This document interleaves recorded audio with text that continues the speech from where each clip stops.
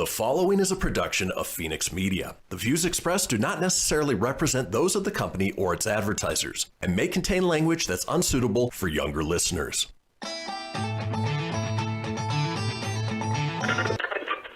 Laugh it up, fuzzball.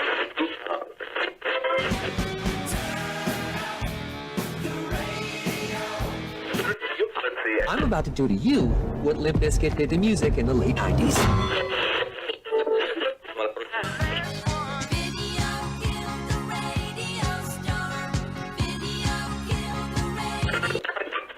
Surely you can't be serious. I am serious. And don't call me Shirley. Here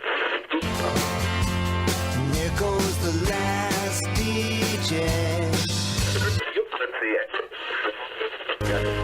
Gentlemen, I wash my hands of this weirdness.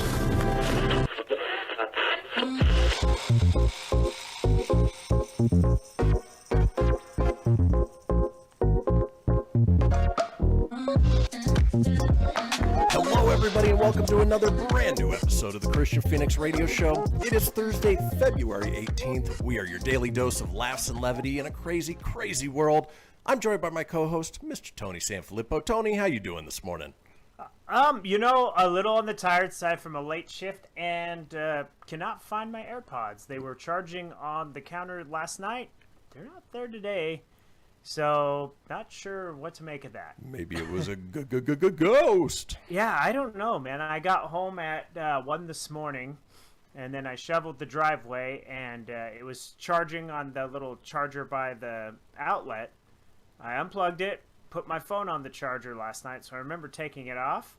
I didn't touch the AirPods, and they're not there this morning. Maybe you sleepwalked and put them in the freezer or something along those lines. Let's hope not, because they ain't going to be working anymore. Right. No, but on our long break, I'm going to attempt to find them, because I'm not typically a big fan of the big headphones unless I'm in studio and actually they're live connected. It's a little bit better. This is like too much for me. But nonetheless, I'll quit bitching about it and ready for a fun show. Sounds good. Well, folks, let's go ahead and kick things off the way we do each and every day with a question for my co-host. Tony, what would you say the future of food is? I would hope that it'd be like Back to the Future 2. You know, where you get like the little tear open thing, the little Pizza Hut thing, and then it just turns into a big fresh gourmet pizza. Ooh, yeah. Not that Pizza Hut's fresh or gourmet, but like from Back to the Future 2, that pizza looked so good when it came out of the oven. Yeah, sort of when I think of future of food, I think Star Trek and the replicators. You can basically order whatever you want, and it materializes out of nothing. Well, this is not too far off. KFC has partnered with a Russian bioprinting company to bring 3D printed chicken nuggets to the table. Coined as the meat of the future, the lab-created chicken meat is KFC's response to the growing interest of healthy lifestyles, the rise in demand for meat alternatives, and the increasing need to develop more environmentally friendly methods of food production. It is also KFC's next step in creating a restaurant of the future.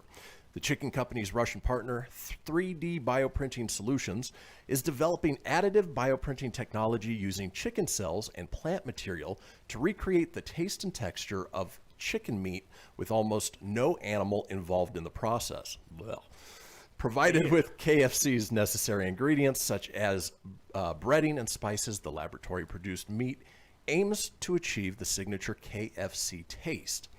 3D bioprinting technologies, initially widely recognized in medicine, are nowadays gaining popularity in producing foods such as meat, said Yusek Kuswani, co-founder of 3D Bioprinting Solutions.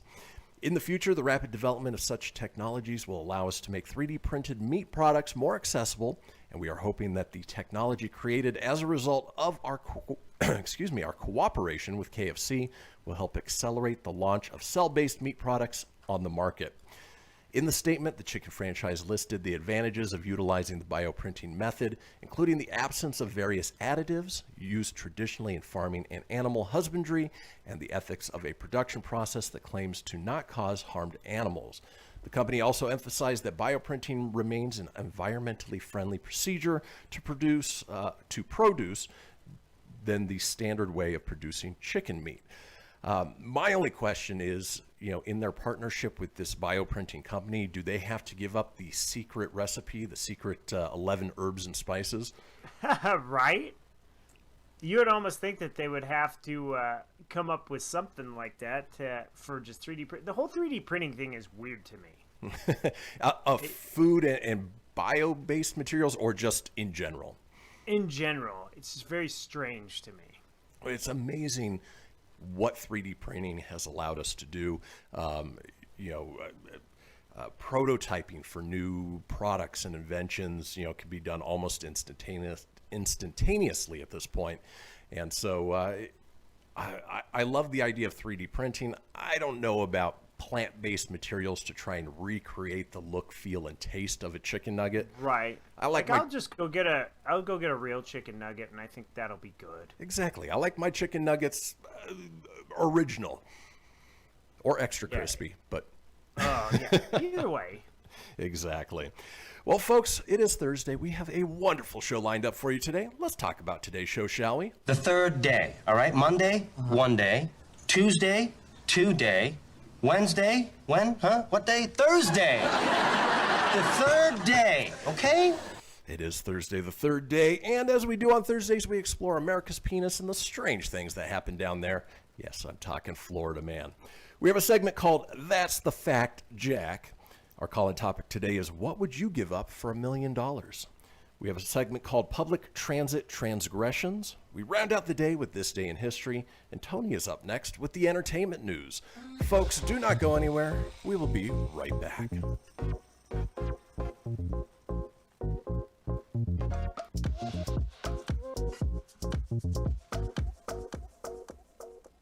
Welcome to Calvin's Barbershop. You all gotta see this. I don't even want to know what you're looking at on that phone. Well, you should. I was learning about the dangers of high blood pressure and that we need to get ours checked regularly. High blood pressure can increase the risk of heart attack or stroke, but this text program can help keep it at a healthy range. Just text Barbershop to 97779 to sign up. I'll get right on it as soon as I'm done with this baby panda video. Text Barbershop to 97779. A message from the American Heart Association and the Ad Council. It's important to plan ahead for emergencies, like the storm. When it kicked in, we had a plan. We were able to get in touch with each other in no time. Idea how to find each other. The whole experience was fine. the most frightening 10 hours of my life. If there's one piece of advice I'd offer other moms out there, it's to stay calm and keep to the plan. Some parents plan ahead, some don't.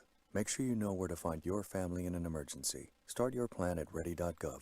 Brought to you by FEMA and the Ad Council. I spend a lot of time in the backyard, and I'm the center of attention at summer barbecues. In '96, I made some of the tastiest s'mores. And in '09, it was me, your backyard fire pit, that accidentally started a wildfire when a summer breeze carried one of my embers into some dry brush. Spark a change, not a wildfire. Visit SmokeyBear.com. Brought to you by the U.S. Forest Service, your state forester, and the Ad Council. Only you can prevent wildfires. Hope you enjoyed your meal. And I just want to say, he's lucky to have a brother like you. Lucky? Caring for my brother is far from easy. But he's a part of me, like my arms and legs, so I'll be his. No time for tired. Nothing can disable this love. He needs me, but I'm the lucky one, even though I need help now and then. If you're caring for a loved one, visit aarp.org/caregiving for care guides and community. Support for your strength. Brought to you by AARP and the Ad Council. What if I told you that a tornado was going to happen tomorrow, right where you live? That it would touch down at exactly 3:17 p.m. and I told you the exact path it would take. You would, of course, prepare. You would talk with your loved ones, and you'd make a plan today. It's true, I can't tell you a tornado will strike tomorrow, but shouldn't you have a plan anyway? Go to ready.gov/communicate and make your emergency plan today. Don't wait. Communicate. Brought to you by FEMA and the Ad Council. This is Mario Andretti. You know me as a race car driver, but I'm also a Meals on Wheels volunteer. I've raced against the sport's biggest personalities, but I've never met more vibrant, amazing people than the seniors served by Meals on Wheels. You can make a difference by dropping off a hot meal and saying a quick hello. So, America, let's do lunch. Volunteer your lunch break at americaletsdolunch.org. This message brought to you by Meals on Wheels America and the Ad Council. You're listening to Fenix Media. Listen live and explore more great shows at phoenixmedia.us.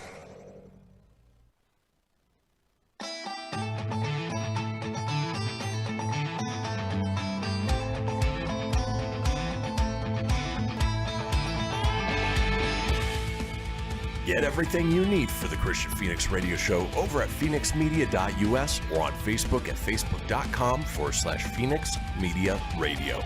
Now back to the show. And we are back, folks. This is the Kristian Fenix radio show on a Thursday, February 18th. Now, we have a little thing that we talk about each show. It is the Fenix Line, our 24-hour-a-day, 7-day-a-week voicemail line, giving you guys the opportunity to chime in on anything whatsoever. Maybe you tried to print food through your 3D printer. We want to know about it. Just give us a call at 855-FENIX-RADIO. That's 855-FENIX-RDO or 855-336-4973. All we ask is that you keep it entertaining. We'll compile those together, put them out in a future show. Now, speaking of entertaining, Tony is here with the entertainment news.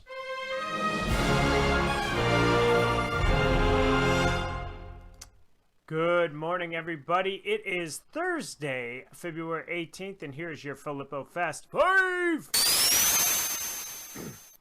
Mom. The show on CBS was canceled after season 8. I guess losing Anna Faris did have its effects. She was the best part of it. Golden Girls is coming to Disney Plus, so now you can watch it on Hulu and Disney Plus. Say what? Yeah. It's kind of weird that it's going to Disney Plus. I'd just probably keep that Hulu. Yeah. Oh, well. But it's got a great following, so good on them. Lucasfilm confirms that Cara Dune won't be recast, so if you were ever hoping Cara Dune was coming back, not likely. Former Clemson quarterback Trevor Lawrence underwent surgery on his left non-throwing shoulder Tuesday, and Rush Limbaugh, conservative media icon, dead at 70, battling cancer. Fatality. That's your Fast 5. Now, during the commercial, I did find my earbuds, so this is a lot better. So I could hear the show better as I do this. Good. So just random effects if you watch from there to there. It's a little more free.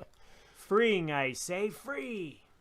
So it looks like Wednesday Addams is finally getting the spotlight all to herself. This week it was confirmed that Tim Burton's live-action Addams Family TV reboot has a streaming platform to call home, as well as the official first look of the coming-of-age comedy series has made its unsettling debut. Back in October, Tim Burton fans rejoiced as reports emerged that the director is working on an Addams Family reboot exclusively for television. However, fans soon learned that this new live-action series isn't the reboot that they may have been expecting. This time around, the show is completely centered around Wednesday Addams, and it was initially reported that Netflix was at the top of the list of the landing project. Now it looks like Netflix officially has won the bid for the new show after all. Wednesday is a coming-of-age comedy series that focuses solely on the dark-haired girl with a personality to match. Deadline reports that the live-action series follows Wednesday's years as a student at Nevermore Academy. While there, she attempts to master her emerging psychic ability, prevent a massive killing spree in her own local town, and solve the supernatural mystery that involved their parents 24 years ago. During all of this, she must navigate her new and sometimes complicated relationships. On February 17th, they unveiled a mysterious first look at the new show with an official poster which shows Wednesday strumming away on a cello with an eerie knife in hand. So, if you're fans of the Addams Family, what is your reactions to the Tim Burton's film or new show? Let us know below. Is this something you'd be interested in, Kristian? I'll check it out. I like Tim Burton. I enjoyed the Addams Family, pretty much every incarnation of it so far. I like the fact that they're sort of reimagining it. They're not just sort of taking that same old formula and rehashing it. Who's the actress that's playing Wednesday Addams? Does it say? Doesn't say. No. Not at least in this little snippet, it doesn't have anything. That's strange. So You think they'd it include doesn't that. show her face. It's like a blacked out face with the hand playing the cello with the knife. Maybe they haven't cast it yet. That's true. It doesn't even say. It did just basically little teaser trailer. It's coming to Netflix, so it's probably still all coming together. But nonetheless, it's on its way. It won't be Christina Ricci though. No. Unfortunately, she was a great Wednesday. And then we go from Tim Burton to Tim Tebow. He finally announces his retirement from baseball. The New York Mets yesterday announced that the outfielder Tim Tebow is retiring. It has been a pleasure to have Tim in our organization, and he's been a consummate professional during his 4 years with the Mets. By reaching the AAA level in 2019, he far exceeded expectations when he first entered the system in 2016. He should be very proud of his accomplishments. Tebow signed with the Mets on September 8, 2016, and participated in the Instructional League. He hit a home run in his first at-bat against the St. Louis Cardinals. But other than that, he bounced around from AA ball to AAA ball. Never made it to the professionals, but at least he got to have a longer career in minor league baseball than he did the NFL. And the funny thing is that, obviously we know that he left football. Last I heard, he was trying out for the farm league. I know he had gotten into one of the AAA teams, something along those lines, but never heard anything about it again. So I was surprised to hear that he was even still playing at this point. Yeah, they invited him back for one more, and he came out and said, "Nah, I'm going to just retire." My guess is we're going to see him as a commentator for either college football or like one of the professional halftime shows. Yeah, I wouldn't be surprised, too, if he joined Urban Meyer down in Jacksonville as like a coach or something. Yeah. Something along those lines. It's in his hometown, and Urban Meyer was his coach down for the Gators, so it should be interesting to see where that goes. Definitely. But nonetheless, the guy he's made a career, outside. So it was not one of my favorite Bronco quarterbacks, but definitely he was good to have in Denver. He wasn't overly a good quarterback, but he created Tebow Mania, and that was a lot of fun. He was good for PR, not necessarily the team itself. Yeah, absolutely. It was more fun than what we're having nowadays. That's for dang sure. Oh, yeah. Yeah, so... and yesterday I had teased you guys. I had said that there'd be a Nintendo Direct, and well, it happened. And here's a couple of I'll just go through the snippets. I won't go through the whole half hour's worth of stuff. Basically, what you're gonna get and what was announced was Splatoon 3, which will be something that I know like your kiddos love Splatoon 2. So this one will kind of build more and have more matches, things like that. So if you have little ones or you are a fan of that game, Splatoon 3 will be out later. No, it says early 2022, but it was just announced. It was the last thing they did announce. Hey, if I asked you if you knew who Pyra and Mythra were, could you tell me what game they're from? Only because I read the article, but okay, but otherwise no, right? Not a clue. Yeah, if you're a fan of the Xenoblade Chronicles games, that's where they're from, and they'll be joining Smash Brothers Ultimate. Not characters. I mean, I watched the video footage. They looked like fun fighters, but I just don't know them. I'd rather have characters from video games that I know of, but Pyra and Mythra, they joined Smash Brothers. There you go. They sound like monsters that Godzilla would battle. Pyra, Mythra, whee! The Legend of Zelda Skyward Sword HD, which was originally released in 2011 on the Wii. And then it got a re-release on the Wii U, I remember, too. But it's coming to the Nintendo Switch on July 16th. And this time you could actually use some controls. I guess it was a motion control-based game. So you don't have to use them, but you can use the motion controls if you'd like. Did you ever play a fan of that game? Did you ever play that game, Tom? No. I didn't either. In fact, I wasn't even familiar with it. I skipped the whole Wii era of Nintendo. So when I saw that was announced... it's kind of crickets to me. I was hoping for like Ocarina of Time or Mask of Majora HD, one of those, but nope. Yeah, well, I bet you're gonna get it at some point this year because they did that with Mario, the Mario All-Stars one. Mm-hmm. Everyone thought that was gonna be announced at the beginning of the year for the 35th anniversary, and you didn't hear nothing until the second half of the year. So I'd imagine that we're gonna get an All-Stars version of Zelda with the Ocarina of Time and Majora's Mask and the Wind Waker, which that one was on the GameCube, and then it went over to the Wii U in an HD remaster. Fantastic game. That's the one where he's cartoony, the cel-shaded one. Gotcha. Okay. That's what the Wind Waker was. If you didn't know that, never played that one. Yep. Did. Yeah. So you missed those whole eras. So I think this is a good idea for Skyward Sword. This gives Zelda fans like yourself an opportunity to play the game, and I never played it on the Wii. I think it came out towards the end of the Wii cycle. Okay. And because it was one of the launch titles on the Wii U, I think, the HD version. Gotcha. But I never picked it up though. So definitely something I'm interested in for sure. A huge. This one looks actually kind of fun. Mario Golf Super Rush. So new Mario game coming out, even though it is just a golf game. But I remember the Mario Golf games being pretty dang fun on the GameCube and the Switch. So, or I mean the Wii. Yeah. Back in the day. Now, Mario Golf, I don't know if it's a $60 game. Hopefully they, give it like a $20 entry point, but it's not the same as like a brand new Mario game or Mario Kart. This is one of those sort of like little side games, like the Mario and Sonic Olympics that shouldn't cost quite as much.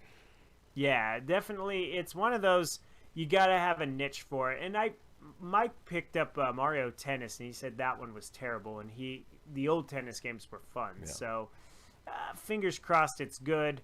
There's a whole list of games coming out. I'll share them on our Facebook page, but a couple other notable ones. Ghosts and Goblins Resurrection comes out this coming week, so if you're a fan of the old school Ghosts and Goblins game, it's back with a little bit better graphics for the Switch. That one's at a $30 price point, which is good. And then today, there's a thing called Capcom Arcade Stadium. So dozens of Capcom's most beloved arcade classics you can play on the Nintendo Switch. You can get 1943, The Battle of Midway, for free. Then you can purchase standalone games like the original Ghosts and Goblins. You can pick up all kinds of different little packs on the Nintendo Online Switch. And then they announced Ninja Gaiden Master Collection, which is not the old school Ninja Gaiden games that you and I had as Nintendo fans, but this one was the 3D ones that came out on the original Xbox, which I didn't get a chance to play those. So me neither. They're all HD remastered. Ninja Gaiden Master Collection comes out June 10th, and that is your very stretched out entertainment news. There was a lot of video game stuff on that one. This is very video game centric, but now we must roll on to the birthdays. It's my birthday! Yo, Dre, what up? It's your birthday. Dr. Dre is 55.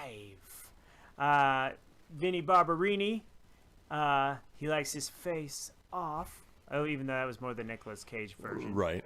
Like John Travolta's was more that, wee, what a predicament. But John Travolta is 66. Former teen actress known for being in the Brat Pack of the 80s. She appeared in 16 Candles, The Breakfast Club, and Pretty in Pink. Molly Ringwald is 52. The ageless wonder. She's still good looking even at this age. Vanna White. She started the show in 82. She is now 64. Wow. Still looks good. Christian's absolute most favorite person in the whole wide world, Yoko Ono. Nope. It's her birthday. It's so awesome that I put this in there. I didn't even put her age. That's how great that was. And then former Pittsburgh Steeler shipped off to the Jets and then went off to the Chiefs to do nothing for them. Le'Veon Bell, 29. That is your celebrity birthdays for Thursday the 19th. And folks, that does it for the entertainment news. When we come back, it's one of my favorite segments of the week. We're exploring America's penis and the strange things that happen down there. Yes, we're talking Florida, man. Don't go anywhere. We'll be right back.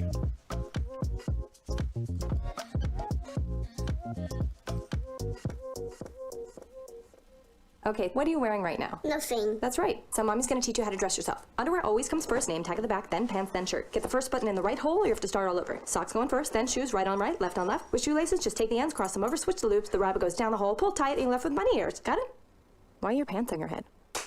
Most parenting is hard to do in just 2 minutes.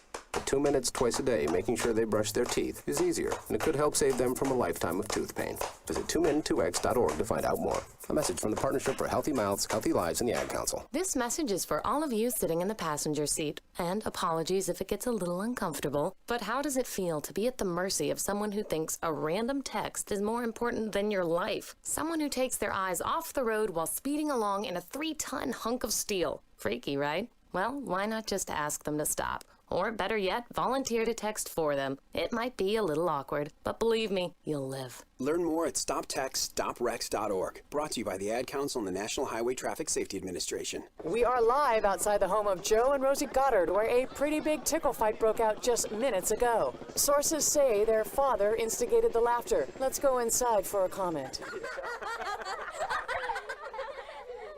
Apparently, they have no comment. Dads, let this be a reminder that it only takes a moment to make a moment. Call 877-4DAD-411 or visit fatherhood.gov. Brought to you by the U.S. Department of Health and Human Services and the Ad Council. How's it going? I'm having a stroke. Are you going to shake my hand? I'm having a stroke. Wow, you're not even moving your arm. I'm having a stroke. When someone is having a stroke, they may not be able to say it with words, but their body language will tell you loud and clear. Look for FAST. F, face drooping. A, arm weakness. S, speech difficulty. T, time to call 911 immediately. Know the sudden signs. Spot a stroke fast. Visit strokeassociation.org. Brought to you by the American Stroke Association and the Ad Council. Hello, Kubo. What have you got planned for today? Come on, this way. Adventure can be found anywhere, but the best place to start is in the forest. It's the most powerful magic there is. Head outside to discover incredible animals. Wow. And beautiful plants that come together to create an unforgettable adventure.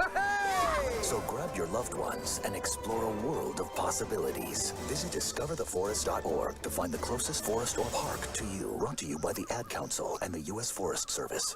My teacher said that we should have a plan in case of an emergency. Do we have one? First thing I'm gonna do is grab a flashlight with dead batteries. I'm going to start randomly throwing clothes in the bag. You two will be hiding in the closet and Dad won't be able to find you. And that's when we both start crying. Uncontrollably. Can you pass the cutlets? Winging it is not an emergency plan. Make sure your kids know what to do during an emergency, who to call, where to meet, what to pack. Search Ready Kids at nyc.gov or call 311. Brought to you by the New York City Office of Emergency Management and the Ad Council. You're listening to Fenix Media, the future of broadcasting. Listen live at phoenixmedia.us.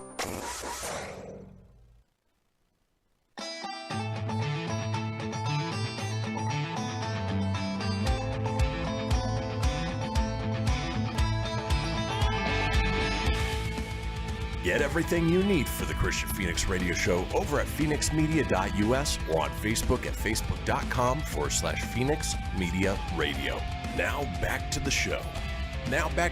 Indeed. This is the Kristian Fenix Radio Show on a Thursday, February 18th. Now, we are all over social media with many of you watching us as we speak on Facebook Live or YouTube Live. Now, if you want to get a hold of me on social, I'm available at facebook.com/Kristian Fenix Radio. That's Christian with a K, Phoenix with an F, radio, of course, with an R, or on Instagram and Twitter at Phoenix Media Radio. Tony's available at facebook.com/Tony.Sanfilippo. That's SANFILIPPO.94 or on Instagram at Tony.Sanfilippo81. Now, being that it's Thursday, the third day, as we do on this day, which I love so much, we explore America's penis, the strange things that happen down there. Yes, it is time for Florida Man. Oh, good for you. Oh, yeah, it's that time again, everybody. It is Florida Man. And even though this will be the shameless plug that next week we will be running best ofs because I will be hanging out with Florida Man. You will be Florida Man. Yeah, we'll be Florida Man. I will try to find my own stories while I'm there. But hopefully I avoid pretty much all these crazies. So we are going on down. Doesn't say where we're going in Florida on this particular one, other than the man in Florida was arrested after he destroyed property, including cars and homes, with a sledgehammer in a smashing spree. Police apprehended 32-year-old Rafael Suarez Gomez around 2:30 in the afternoon this past Saturday after destroying multiple pieces of property in a neighborhood near Pirates Road on the Florida island of Little Torch Key. Guess that's where we're going. Little Torch Key. Little Torch Key. Gomez tried to explain that he kept seeing demons, and his only defense was to smash them with a sledgehammer. It's also important to note that Gomez had been drinking and had recently taken an unknown narcotic and hallucinogen. Say what? Yeah. Demons! Woo! I hit him with the sledgehammer playing Donkey Kong. Which has caused visions of demons dancing through his head. Gomez was ordered at gunpoint to drop the sledgehammer and get on the ground, but he didn't. He resisted while being handcuffed, tased, and eventually arrested. Residents say Gomez broke a $300 window at a residence, struck a pickup truck door, causing $200 in damage, shattered another car's window, and one resident found his upstairs window broken. A screen door was damaged, and television and multiple other objects inside his home were destroyed. Gomez is being held in the Monroe County Correctional Facility and faces multiple charges of property damage greater of $1,000, burglary, resisting arrest, and he was denied bond. No surprise. And we actually got a quote from him when they asked him what he was trying to do. He said he was trying to unleash the beast. Yeah, he was. I see demons. Oh, man, this is fun stuff. Florida man is desperate to get his beer Friday, so he used hot dogs and corn dog stick to attack a gas station clerk. Police said. Kevin McDaniel, it just reminded me of Shooter McGavin for some reason.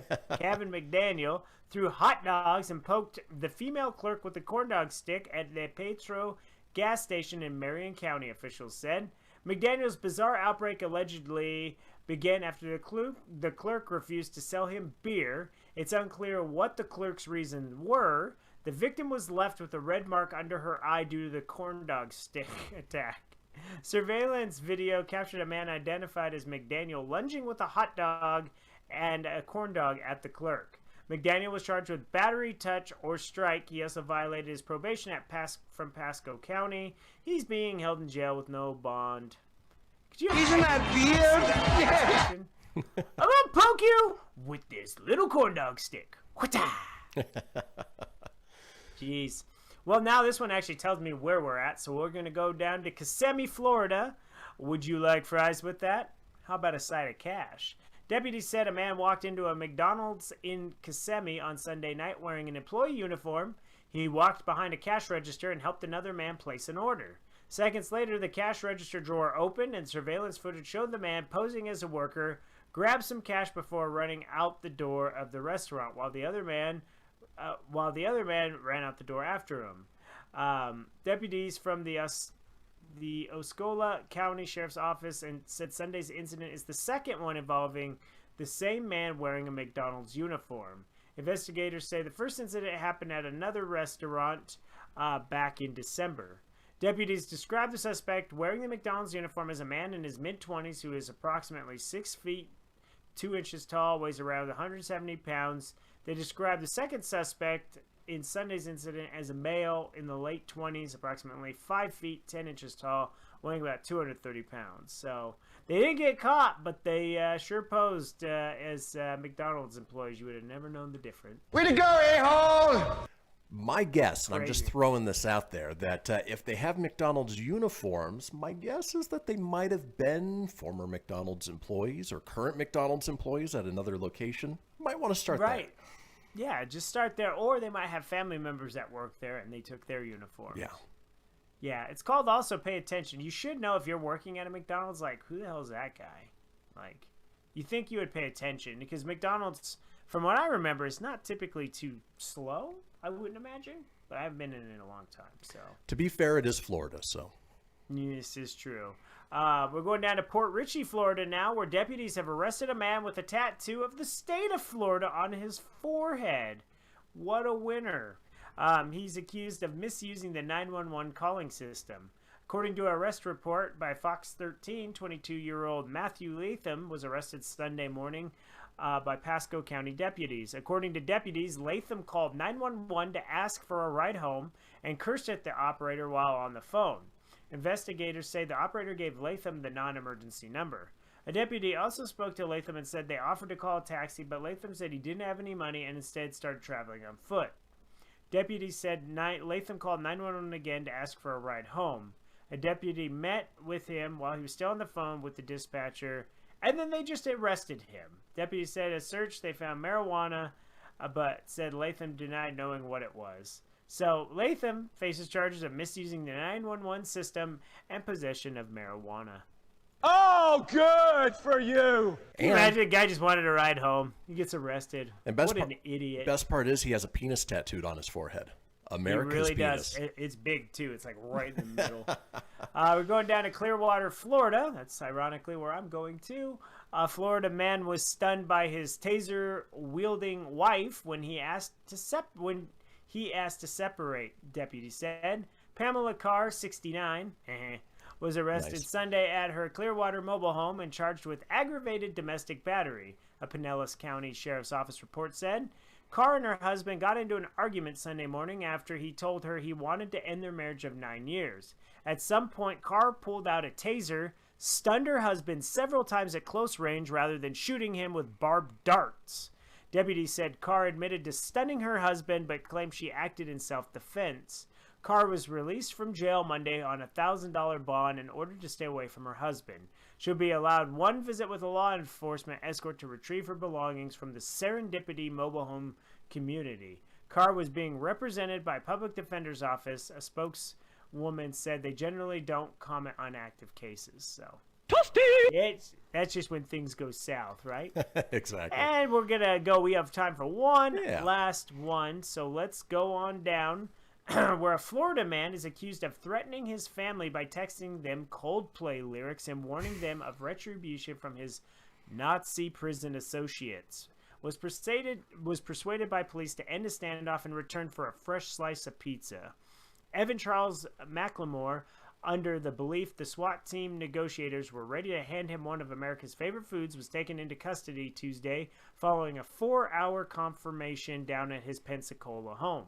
Never underestimate the power of pizza with flavored crust, the Pensacola Police Department wrote on Facebook, while adding officers cannot comment on the rumors about pineapple being on said pizza.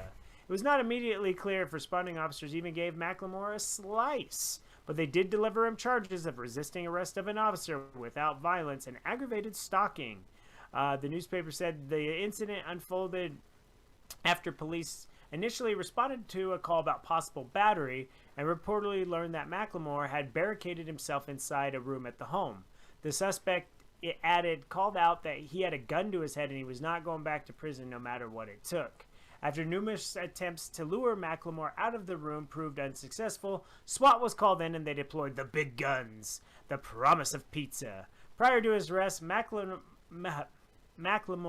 was wanted for police aggravated stalking, with his stepmother claiming in February that he held a knife to his grandmother's throat and threatened to kill her. An arrest report said McLemore had previously threatened to harm people by telling them that his Nazi associates from prison would pay them a visit. He also the family cut off communications, but not before he sent them one text with the Coldplay lyrics, "Lights will guide you home and ignite your bones, and I will try to fix you." The lyrics from the song Fix You were meant by the band to be uplifting, though it's unclear how McLemore may have meant them. So he is his bond set at $100,000. He's due in court in 3 weeks, and you know what? What a winner, man! Has the planet gone mad? They all have gone mad, brother, and that is Florida Man for this week. I will be in Florida Man during this segment next week. I'll have to let you guys know how that goes 2 weeks from there. So. Well, I'm looking forward to it. Well, folks, that does do it for Florida Man. God, I love that segment. When we come back, we've got a segment called That's the Fact, Jack. Don't go anywhere. We'll be right back.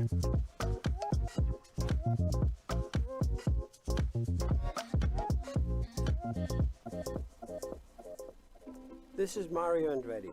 You know me as a race car driver, but I'm also a Meals on Wheels volunteer. I've raced against the sport's biggest personalities, but I've never met more vibrant, amazing people than the seniors served by Meals on Wheels. You can make a difference by dropping off a hot meal and saying a quick hello. So, America, let's do lunch. Volunteer your lunch break at americaletsdolunch.org. This message brought to you by Meals on Wheels America and the Ad Council. People been saying to your friend, get a different face, and posting on their feed, they're super ugly. The things they say to them online are cruel and they're not true. So tell your friend, I'll stand up for you. Don't worry, I know what to do. Know someone being bullied online? You can be a witness and make a difference by letting the world know it isn't cool and by letting your friend know you care. Learn more at eyewitnessbullying.org. Brought to you by the Ad Council. Hope you enjoyed your meal. And I just want to say, he's lucky to have a brother like you. Lucky? Caring for my brother is far from easy. But he's a part of me, like my arms and legs, so I'll be his. No time for tired. Nothing can disable this love. He needs me, but I'm the lucky one, even though I need help now and then. If you're caring for a loved one, visit aarp.org/caregiving for care guides and community. Support for your strength. Brought to you by AARP and the Ad Council. Allison is perfect. I mean, she'd never tell you that. She's humble and perfect. She likes everyone. She even likes her untidy roommate's weird guinea pig. Allison, wait, are you texting and driving? Allison, no. That's the exact opposite of what I was just saying about you. Why, Allison? Why? Texting and driving makes good people look bad. Visit StopTextStopWrecks.org, brought to you by the National Highway Traffic Safety Administration and the Ad Council. I'm Paul George of the Indiana Pacers. When I was 6, my days were spent playing basketball. When I was 6, my dream was to make it to the NBA. When I was 6, my mom had a stroke. So I want you to learn to spot a stroke fast. F-A-S-T. F, face drooping. A, arm weakness. S, speech difficulty. T, time to call 911. I'm Paul George. Spot a stroke fast. Visit strokeassociation.org. Brought to you by the American Stroke Association and the Ad Council. My name is Lola Silvestri, and I'm going to be 95 this year. I was very independent. I fell, and I had to have Meals on Wheels. America, let's do lunch. 1 in 6 seniors faces the threat of hunger, and millions more live in isolation. Drop off a hot meal and say a quick hello. Volunteer for Meals on Wheels by donating your lunch break at americaletsdolunch.org. This message brought to you by Meals on Wheels America and the Ad Council. You're listening to Fenix Media, the future of broadcasting. Explore more great shows at phoenixmedia.us.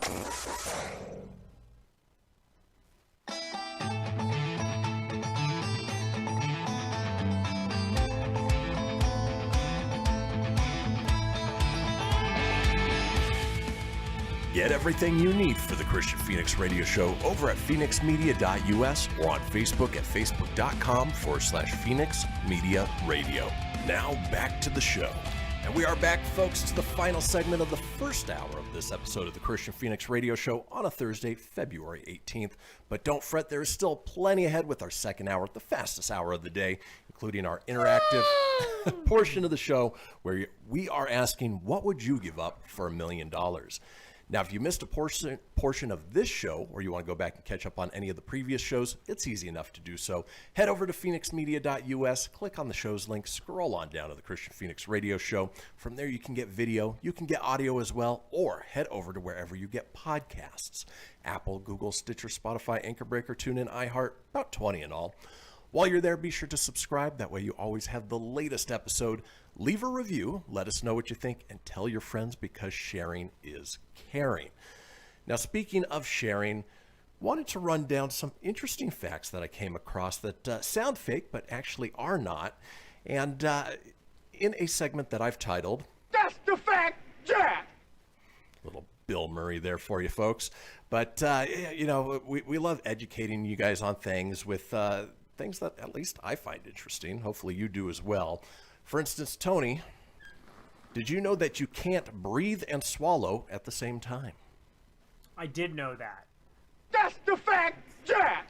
Yeah, obviously you've got one pathway. It's either got to be air or food, swallow, spit, whatever it may be. Right. That one... It's weird to think about that for sure, though. Yeah. That one a little more common. How about this one, Tony? Give it a try. It's impossible to hum while holding your nose. Wow, didn't know that, but... That's the fact, Jack! Yep.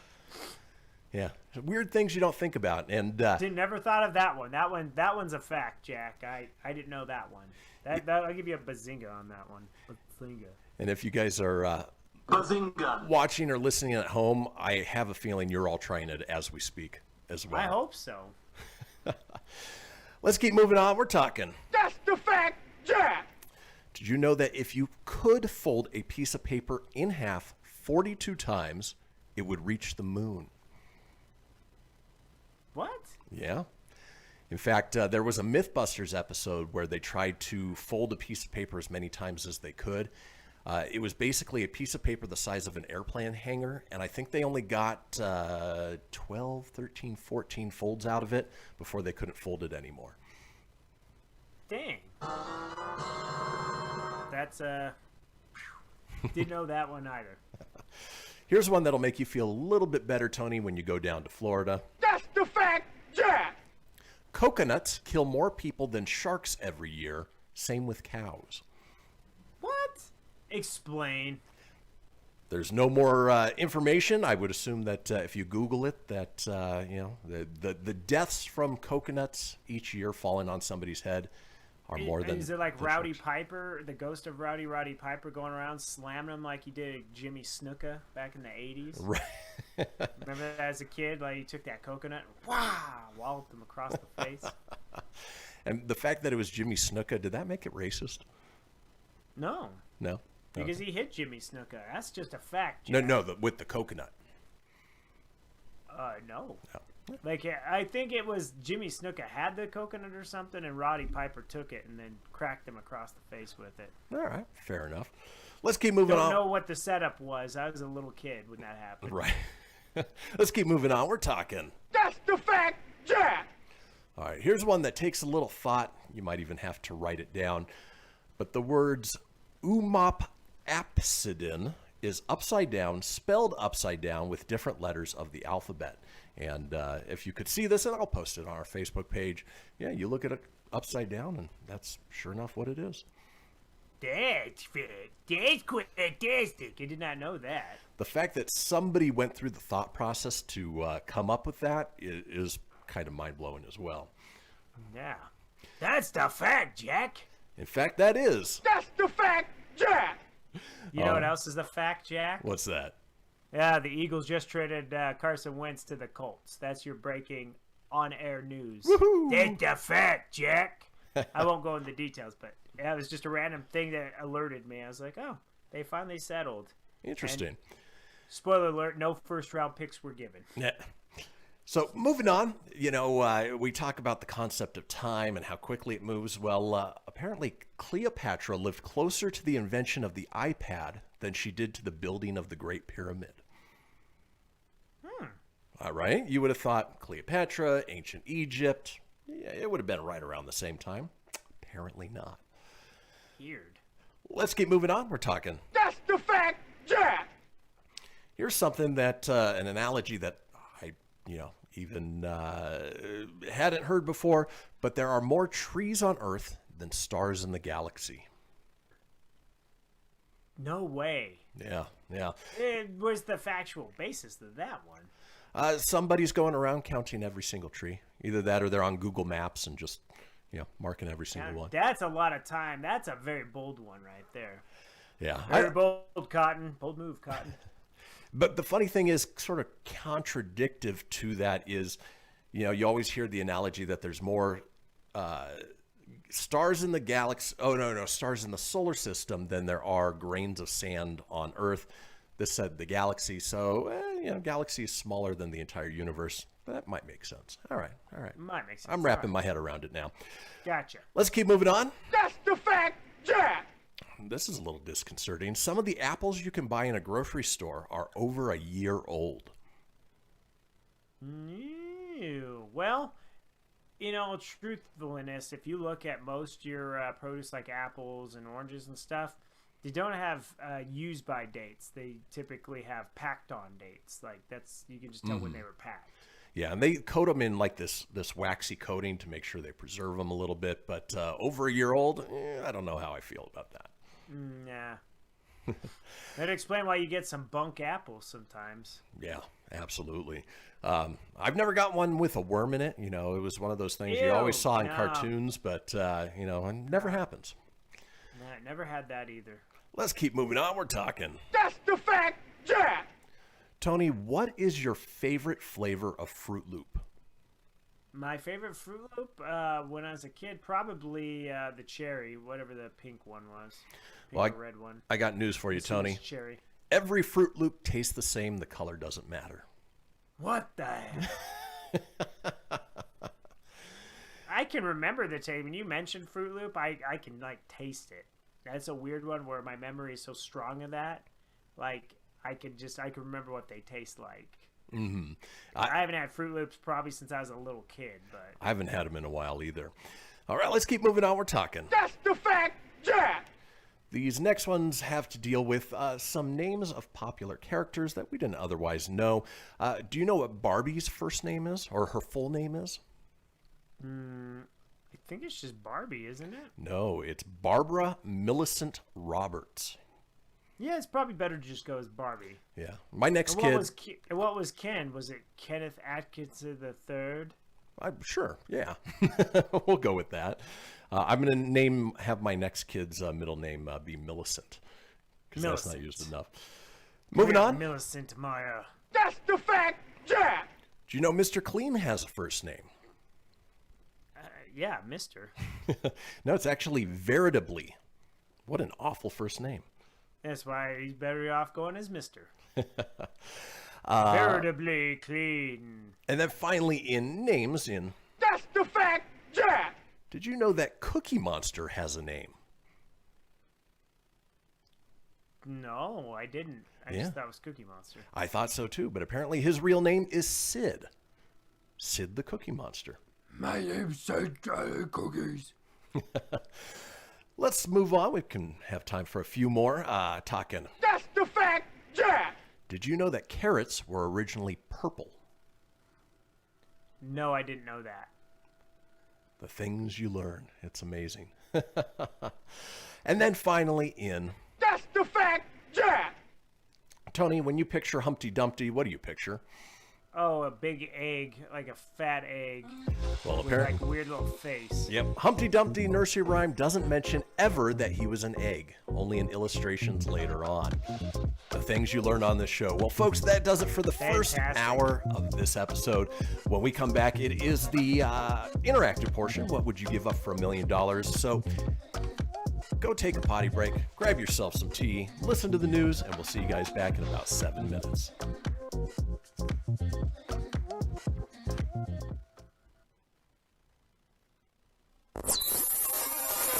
You're listening to Fenix Media. Listen live and explore more great shows at fenixmedia.us.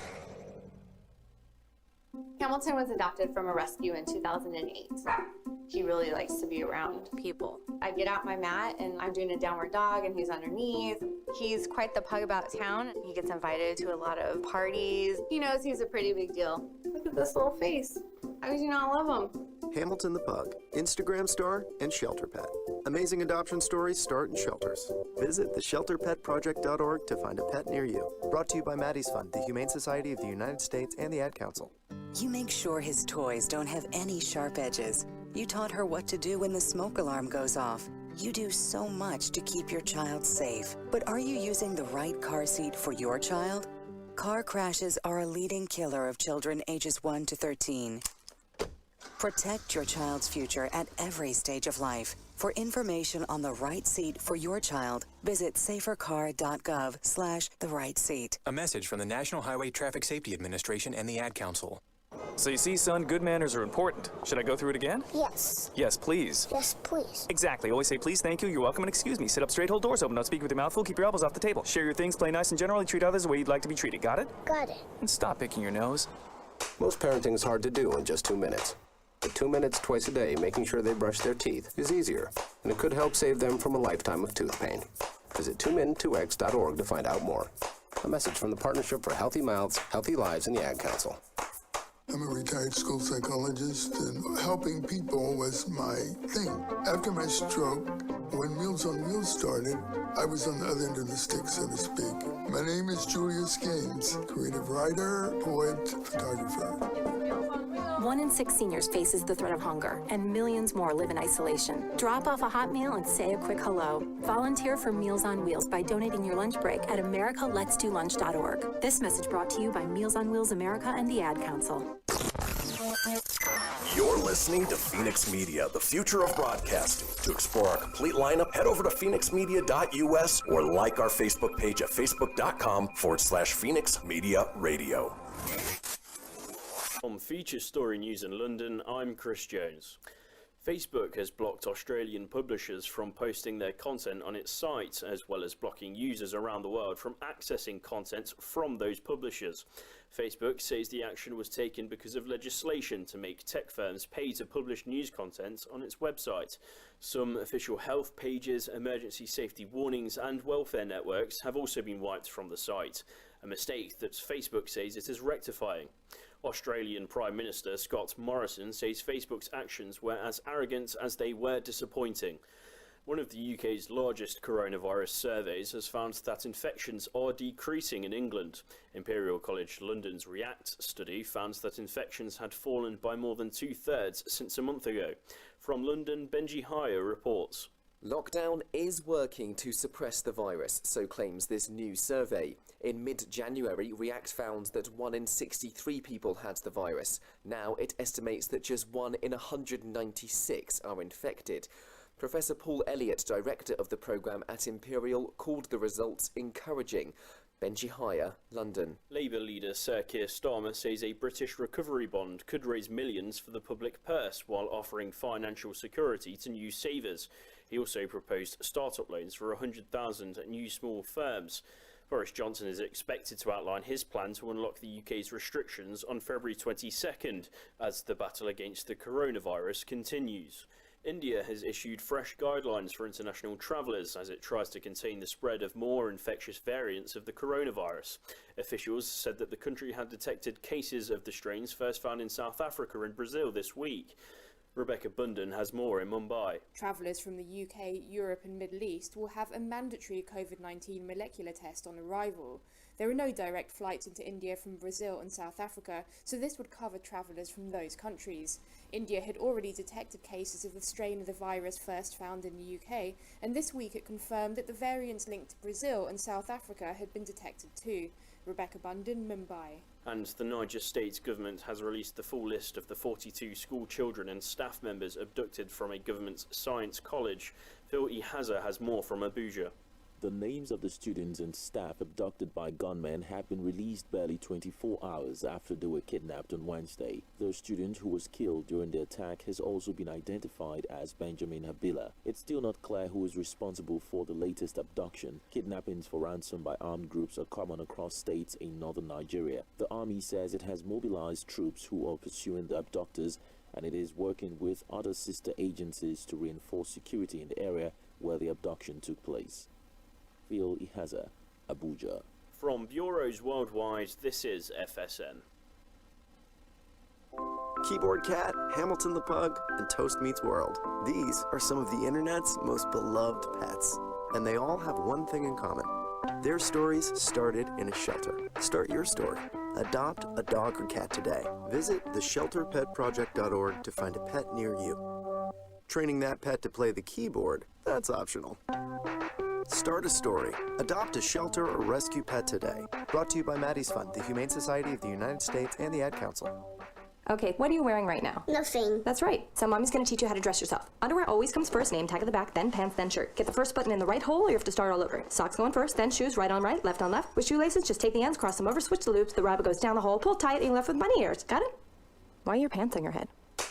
Most parenting is hard to do in just 2 minutes. But 2 minutes twice a day making sure they brush their teeth is easier, and it could help save them from a lifetime of tooth pain. Visit 2min2x.org to find out more. A message from the Partnership for Healthy Mouths, Healthy Lives, and the Ad Council. How's it going? I'm having a stroke. Are you going to shake my hand? I'm having a stroke. Wow, you're not even moving your arm. I'm having a stroke. When someone is having a stroke, they may not be able to say it with words, but their body language will tell you loud and clear. Look for FAST. F, face drooping. A, arm weakness. S, speech difficulty. T, time to call 911 immediately. Know the sudden signs. Spot a stroke fast. Visit strokeassociation.org. Brought to you by the American Stroke Association and the Ad Council. The storks are bringing me a baby brother.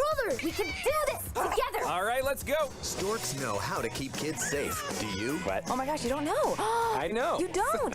Oh man, you laugh when you're uncomfortable. No. Making sure your child is in the right car seat is one of the steps to safer travel. I will rock this. You will rock this. To know for sure that your child is in the right car seat for their age and size, visit safercar.gov/the-right-seat. Cool. Very cool.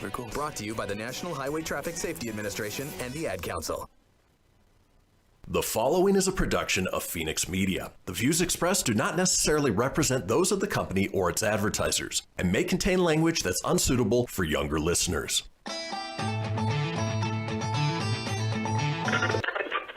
Laugh it up, fuzzball.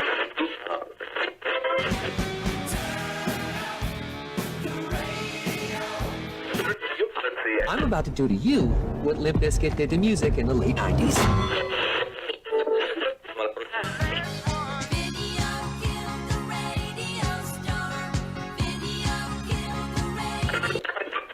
Surely you can't be serious.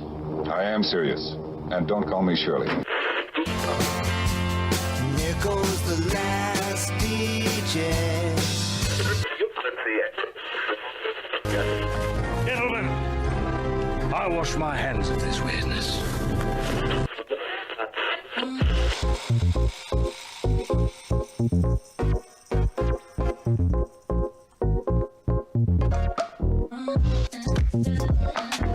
Welcome back, folks, to the second hour of this episode of the Kristian Fenix Radio Show on a Thursday, February 18th. We are your daily dose of laughs and levity in a crazy, crazy world. Still joined by my co-host, Tony Sanfilippo. Tony, are you ready for the fastest hour of the day? Yeah, buddy. Always ready. The first hour went real good, minus, we just got to address the elephant in the room as we do on this show when there's weird stuff. There are people outside. Hopefully the second hour it goes quiet, but they are out there snow blowing. We had a pretty good sized snowstorm roll through Fort Collins last night, so they're scraping the roads and all that stuff. But there it is. There it is. Yep. I was gonna say, oh my gosh, maybe it went away. But if you hear that, that's what it is. But it'll be going so fast, you'll be so entertained. It's not like you guys will care anyways, right? Exactly. That's what I'm thinking on this. Well, folks, this is the interactive portion of the show, which is why we give you guys, boy, I'm getting ahead of myself. Don't get ahead of yourself. We give you guys the topic 24 hours in advance, so that way you can chime in on the Fenix line at 855-FENIX-RADIO with your suggestion, your story, your pick, whatever it may be for the topic of the day. Or, of course, you can head over to our Facebook page at facebook.com/Kristian Fenix Radio. Just click into the live video there and comment there. Today's topic, what would you give up for $1 million? Yesterday kicked off the first day of Lent. Neither of us, Tony or I, are religious. And, the whole idea behind Lent is to give something up for the 2 weeks to show your devotion, whatever it may be. But it got me thinking, okay, if you're not religious and somebody offered to give you $1 million to give up something that you love, it's not like, if you're a non-smoker or you're a social smoker and they say, oh, I'll give you $1 million. And you're like, oh, I'll give up smoking. No, that doesn't count. We're talking about something you love, something that for all intents and purposes, you could not live without. What would you give up for that $1 million? Tony, I turn the question over to you. What would you give up that you love for $1 million? Would it be any set of time, or is it just forever? You could never do whatever it is or have whatever it is ever again. So if you say sex, boy, you better become a monk. Well, I was about to. But not at that rate. No. Then I was gonna say I'd give up meat, but not forever. Forever. Oh man. This is a hard question. This is a barn burner, and Well, I'll tell you what. I'll give you my pick. That way you can go wrap your first head and around I'll it. think, because I don't know what I would do if it's forever. If it was just for like a year or something, or 2 years, sure. But... Nope, forever. So for me, and I've mentioned in the past that I have fibromyalgia, which is autoimmune disorder. Of course, they say, you know, you shouldn't be eating processed sugars, anything like that, because they're inflammatory. And, you know, for the most part, I eat a pretty healthy diet. I do indulge in the occasional cookie or cake or donut or, you know, a cheat day because, you know, you deserve it. But the one thing I've never been able to kick is my love for Coca-Cola. I love a good, especially real sugar Coke that I've given it up for a month at a time, 2 months at a time, but I always come back to it. I would say it's an addiction, you know, and if that's the worst of my addictions, I will take it. But if somebody offered me $1 million, I would gladly never drink another Coca-Cola, Pepsi, cola drink again. All right. Well, upon thinking on a food thing, I obviously, every Thursday, I love to have Panda Express with people I close with. We have our little Panda Express evening. It's in the parking lot. But I would say I'd give up Chinese food. Ooh, interesting. I love Chinese food. Yeah, you do. Every time you come home, you go to China Kitchen. China East? China yeah, East. China East on Highway 50 East. Yeah. That'd that'd be a tough one for me. You know, yeah, if there's a specific ethnic type of food, you know, I love Mexican food. I don't know if I could give that up for $1 million. Coca-Cola, yeah, yes. Mexican food, I don't know if I can give up either. Because you're talking, man, I could live off chip salsa. Dude, give me a margarita. That's just like a good, like you're going to go break the ice with somebody, go meet and talk. I mean, you get chips and salsa, you get talking, have a margarita. It's always a great place to go eat as a Mexican joint. You rarely go wrong with Mexican food. Yeah, absolutely. Now, Chinese food, absolutely love it. I could eat that Mexican. I could probably live off the two things, but it's one of those, like, if it had to be $1 million, I wouldn't gladly do it, but I would do it, but I would miss it. Not gonna lie, probably I would have some withdrawals. Some cravings. It's really, I love Chinese food, so. Hey, but that's perfect. That's exactly what we're looking for. What would you give up for $1 million?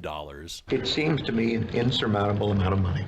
Forever. You would give it up, never touch it again, never do it again, never see it again for $1 million. Go ahead and head on over to our Facebook page at facebook.com/Kristian Fenix Radio. Chime in there. Let us know what you would give up for $1 million. And when we come back, it is all about you folks, so don't go anywhere. We will be right back.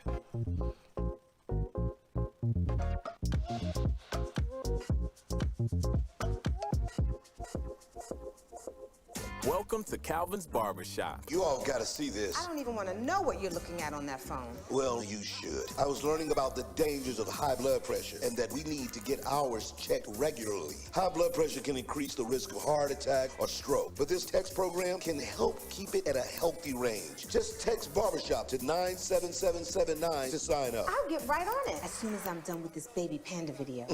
Text Barbershop to 97779. A message from the American Heart Association and the Ad Council. It's important to plan ahead for emergencies, like the storm.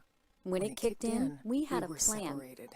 We were able to get in touch with each other in no time. idea how to find each other. The whole experience was the fine. most frightening 10 hours of my life. If there's one piece of advice I'd offer other moms out there, it's to stay calm don't and ignore keep to the this plan. message. Some parents plan ahead, some don't. Make sure you know where to find your family in an emergency. Start your plan at ready.gov. Brought to you by FEMA and the Ad Council. I spend a lot of time in the backyard, and I'm the center of attention at summer barbecues. In '96, I made some of the tastiest s'mores. And in '09, it was me, your backyard fire pit, that accidentally started a wildfire when a summer breeze carried one of my embers into some dry brush. Spark a change, not a wildfire. Visit SmokeyBear.com. Brought to you by the U.S. Forest Service, your state forester, and the Ad Council. Only you can prevent wildfires. Hope you enjoyed your meal. And I just want to say, he's lucky to have a brother like you. Lucky? Caring for my brother is far from easy.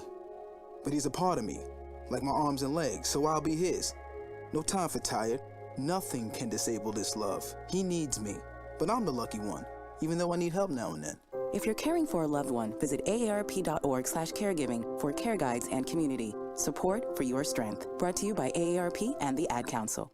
What if I told you that a tornado was going to happen tomorrow, right where you live? That it would touch down at exactly 3:17 p.m., and I told you the exact path it would take. You would, of course, prepare. You would talk with your loved ones, and you'd make a plan today. It's true, I can't tell you a tornado will strike tomorrow, but shouldn't you have a plan anyway? Go to ready.gov/communicate and make your emergency plan today. Don't wait. Communicate. Brought to you by FEMA and the Ad Council. This is Mario Andretti. You know me as a race car driver, but I'm also a Meals on Wheels volunteer. I've raced against the sport's biggest personalities, but I've never met more vibrant, amazing people than the seniors served by Meals on Wheels. You can make a difference by dropping off a hot meal and saying a quick hello. So, America, let's do lunch. Volunteer your lunch break at americaletsdolunch.org. This message brought to you by Meals on Wheels America and the Ad Council. You're listening to Fenix Media. Listen live and explore more great shows at phoenixmedia.us.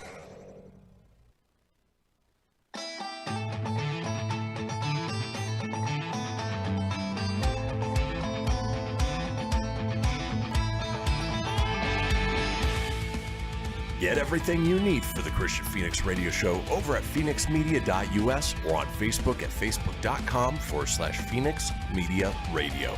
Now back to the show. And we are back, folks. This is the Kristian Fenix radio show on a Thursday, February 18th. We are smack dab in the middle of the interactive portion of the show where we are asking you guys the question of the day: what would you give up forever for $1 million? Now, if you do want to chime in, go ahead and head over to our Facebook page at facebook.com/Kristian Fenix Radio. That's Kristian with a K, Phoenix with an F, radio, of course, with an R. Click into the live video and comment there with your answer. Before the break, I talked about my love of Coca-Cola, but if I had to give it up forever for $1 million, I certainly would. And then Tony talked about his love of Chinese food, which, again, that would be a hard one to kick, but $1 million goes a long way. So, Tony, I assume that you had a couple folks chime in with their picks, and why don't you go ahead and read those off? Yeah, Jamie chimed in and said, it's very hard to think, but she'll stick with food. Her roommate is gluten-free, so it's hard to stick with it. But for $1 million, she could do gluten-free food for $1 million forever. Ooh, no bread, no cakes, no donuts, no cookies, no chicken nuggets. That would be a lot to give up for $1 million. Don't know if I could do it. Obviously, celiacs, people with celiac disease, they have to. But if you have the choice, I don't know if I could do it. Yeah, no, that'd be a tough one for sure. Definitely a tough one. Lacey said she would give up cooking forever. She loves to cook, but she would just not cook ever again for $1 million. Just DoorDash it all day, every day. That or have Mike cook. I don't know. And or maybe she could teach Annabella how to cook. I'm sure she already does, but have Annabella cook for her or something, And I guess my question would be, to what degree? I mean, would that include microwaving something? Would that include putting toast in, bread in a toaster? Would that be all forms of cooking? Probably more of that, prepare the meals, because she's a great cook. She likes to prepare family meals, things like that. So I think it's along those lines, because you got to obviously heat stuff up. You're going to have to cook, but you could do, like I do for the single life, for the, with the crazy work hours. A lot of the times it's something from Trader Joe's that's something I cook in the microwave, Yeah, Trader Joe's, they've got great little instant meals or things that you can whip up really quickly. Good quality, good taste. Good quality, and they're delicious, and they're low in calorie and fat. They're not overly abundant, like some of the stuff you get at the grocery store where it's like my chicken Cajun pasta, which is delicious, but it's like 500 and something calories. It's pretty. This segment brought fatty. to you by Trader Joe's. I'm just kidding. Yay! Our friend Stacy chimed in. She would give up everything but people. That's the only thing she wouldn't give up. So she'd just live in a plain white room surrounded by nothing except for people who could come in and out? Just people who could come in and out. All right. Boy, that's she's given up a lot for $1 million. Yeah, that would have to be a big time like $100 million. Oh yeah, deal. Yeah. There'd have because you're talking giving up Star Wars and Marvel, and I know those are a couple things she likes. TV in general, books, movies, music, art. See, that's a good one. Like somebody could say, I'd give up TV for $1 million. Yeah, that would be hard for somebody. I mean, I couldn't. I wouldn't. Nope. But you know, you want to roll about $100 million my way, maybe. Yeah. That'd be a tough one, but maybe. But folks, that's what we're looking for. We're asking, what would you give up forever for $1 million? We still got plenty of time left in the segment, so go ahead and chime in on our Facebook page at facebook.com/Kristian Fenix Radio. While we're waiting for those, I pulled up a list of things that you can buy with $1 million. So say you've given up your Chinese food, Tony. Somebody's written you a nice big check for $1 million. Well, here are a couple things that you can buy with that $1 million check. For instance, you can invest in a swanky New York City apartment for $1.1 million, so you'd have to come up with that extra $100,000. But for $1 million buckaroos, you can buy a 1-bedroom, 1-bath apartment in Manhattan. The Hudson River, Times Square, Central Park, and views of the Statue of Liberty will be right at your doorstep. Maintenance charges can run from $700 a month up, however, so make sure you have an income to support this lifestyle. That's crazy to think that a 1-bedroom, 1-bath apartment in Manhattan, New York City, $1 million. F that, dude. No way. No way. When I used to travel for work, we would go to New York City, and the hotel rooms, I could literally stick my arms out as wide as they would go and touch one wall to the other. It's ridiculous how expensive it is there. Something else you could do on the opposite end of that spectrum with $1 million, you could buy a lush private island. It's a little more my speed.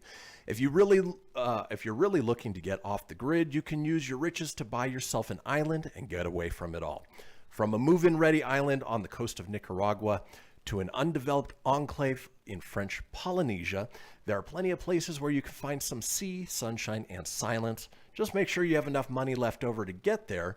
You'll need a charter boat just to get groceries. But yeah, your own private island, views of the sea, sound of the waves crashing at night. Sign me up for that for sure. Yeah. Dang.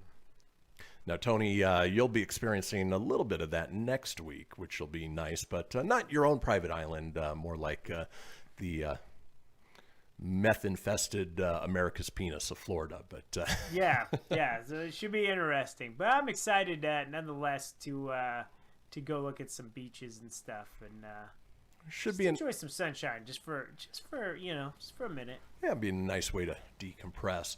Folks, we are talking what you would give up for $1 million. Obviously, yesterday kicked off Lent, but we are not religious folks around here. We're just positing the idea that if somebody wrote you a check, what would you give up forever, not just for 2 weeks? But if you do have that $1 million, one thing that you could do is drive a fancy sports car. It's a classic luxury purchase and the dream of little boys and girls everywhere. With $1 million, you can buy a McLaren Senna, complete with transparent doors, 789 horsepower, and 590 foot-pounds of torque. If you want a more environmentally friendly car, the Jaguar CX-75 supercar sells for a cool $1.1 million. It has a carbon fiber body with a boosted internal combustion engine that can do 0 to 100 miles per hour in under 6 seconds. Plus, it's a hybrid that can run up to 30 miles on electric power alone. If that's your thing. I'm a car guy, but I don't know if I could spend $1 million on a car. Little too much. Little too rich for my blood. Yeah. I'd still go back to the private island for sure. No, absolutely. Where you don't need you could get a really, really nice sports car or a muscle car for around $100,000. Yeah. That wouldn't eat up all your profits, and you'd have like that one really fancy toy. Exactly. And then something else you could do with $1 million, if you're an art lover, is buy a painting by a famous artist. So Jeune Femme l'Ombrelle, the young lady with the umbrella, by Auguste Renoir, is an impressionist painting from 1868 that was auctioned at Sotheby's in 2009 for $1.1 million. The price included the buyer's premium. Granted, this was an auction item, but it does show that artwork by a master is still within reach and still worth quite a bit of money for that matter. Nice. I wouldn't spend that kind of money on any art, but awesome. Ooh, I don't know if you want to say that, because you might spend money on this type of art, getting a hold of a rare vintage comic. If you're a superhero fan, the first Superman comic, Action Comics #1, was sold at Comic Connect in February 2010 for $1 million. Though it now sells for $3.2 million, this shows you that a rare vintage comic is within your reach. As an added bonus, it can be resold in a few years for even more money. I don't know, if I had an extra $1 million to spend, that might be one I'd invest in, because they're only appreciating in value. Right. That would be, well, that one's making you money, so that's a good thing. Yeah, and it's something we love. You know, you'd be able to display an Action Comics #1, first appearance of Superman, just for bragging rights, if not anything else. Anything else, you know, that makes me wish that you could travel back in time and just, 10 cents, sounds good, thank you. Oh, yeah. Keep that sucker all mint wrapped. Oh, that it's funny because, you know, we've talked time travel before. I'd go back and buy those early comic books, hide them somewhere, bury them somewhere, and then obviously come back to the future, dig them up, and then, could you imagine the money? Oh, it'd be huge. Because you think about it when they come out, you would imagine, like, they printed quite a bit, and, you know, kids read them and beat them up. And oh, yeah, they never thought they'd be collector's items. They rolled them up, stuck them in their back pocket. Probably threw them in the trash, things like that. Folks, we do still have a few minutes left. There's still time to chime in with what you would give up for $1 million. And by give up, I mean not 2 weeks, forever. Forever. Exactly. Now, with that $1 million, here's something that actually sounds kind of nice, except for the fact that it would cost you $1 million. So you'd want to make sure you have much more than that. You could hire domestic staff. $1 million is enough for 2 years of service for a domestic staff of 5. You wouldn't be skimping on your employees either. The highest annual salaries for employees with at least 2 years of on-the-job experience are $180,000 for a supervisory butler, $70,000 for a valet, $80,000 for a private chef, $150,000 for a personal secretary, and $80,000 for a housekeeper. After getting all of your chores out of the way, you could spend your time doing what you like to do instead. Based on those salaries, I'm in the wrong line of work, right? Yeah, absolutely. Jeez Louise, man. I could be a supervisory butler for $180,000, hands down. Yes, please, yeah. Well, folks, that does it for the interactive portion of the show. We were talking what you would give up for $1 million. When we come back, we have a segment called Public Transit Transgressions. Don't go anywhere. We will be right back.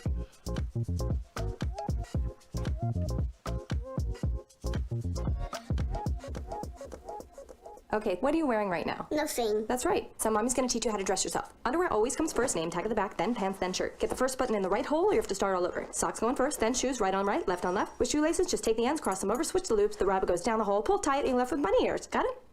Why are your pants on your head? Most parenting is hard to do in just 2 minutes. 2 minutes twice a day, making sure they brush their teeth, is easier, and it could help save them from a lifetime of tooth pain. Visit 2min2x.org to find out more. A message from the Partnership for Healthy Mouths, Healthy Lives, and the Ad Council. This message is for all of you sitting in the passenger seat. And apologies if it gets a little uncomfortable, but how does it feel to be at the mercy of someone who thinks a random text is more important than your life? Someone who takes their eyes off the road while speeding along in a 3-ton hunk of steel. Freaky, right? Well, why not just ask them to stop? Or better yet, volunteer to text for them. It might be a little awkward, but believe me, you'll live. Learn more at StopTextStopWrecks.org. Brought to you by the Ad Council and the National Highway Traffic Safety Administration. We are live outside the home of Joe and Rosie Goddard, where a pretty big tickle fight broke out just minutes ago. Sources say their father instigated the laughter. Let's go inside for a comment. Apparently, they have no comment. Dads, let this be a reminder that it only takes a moment to make a moment. Call 877-4DAD-411 or visit fatherhood.gov. Brought to you by the U.S. Department of Health and Human Services and the Ad Council. How's it going? I'm having a stroke. Are you going to shake my hand? I'm having a stroke. Wow, you're not even moving your arm. I'm having a stroke. When someone is having a stroke, they may not be able to say it with words, but their body language will tell you loud and clear. Look for FAST. F, face drooping. A, arm weakness. S, speech difficulty. T, time to call 911 immediately. Know the sudden signs. Spot a stroke fast. Visit strokeassociation.org. Brought to you by the American Stroke Association and the Ad Council. Hello, Kubo. What have you got planned for today? Come on, this way. Adventure can be found anywhere, but the best place to start is in the forest. It's the most powerful magic there is. Head outside to discover incredible animals. Wow. And beautiful plants that come together to create an unforgettable adventure. So grab your loved ones and explore a world of possibilities. Visit discovertheforest.org to find the closest forest or park to you. Brought to you by the Ad Council and the U.S. Forest Service. My teacher said that we should have a plan in case of an emergency. Do we have one? First thing I'm gonna do is grab a flashlight with dead batteries. I'm going to start randomly throwing clothes in the bag. You two will be hiding in the closet and Dad won't be able to find you. And that's when we both start crying. Uncontrollably. Can you pass the cutlets? Winging it is not an emergency plan. Make sure your kids know what to do during an emergency, who to call, where to meet, what to pack. Search Ready Kids at nyc.gov or call 311. Brought to you by the New York City Office of Emergency Management and the Ad Council. You're listening to Fenix Media, the future of broadcasting. Listen live at phoenixmedia.us.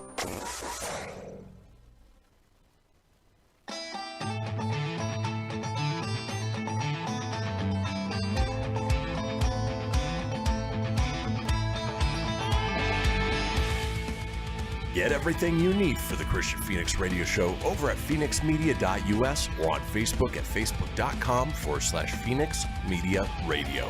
Now back to the show.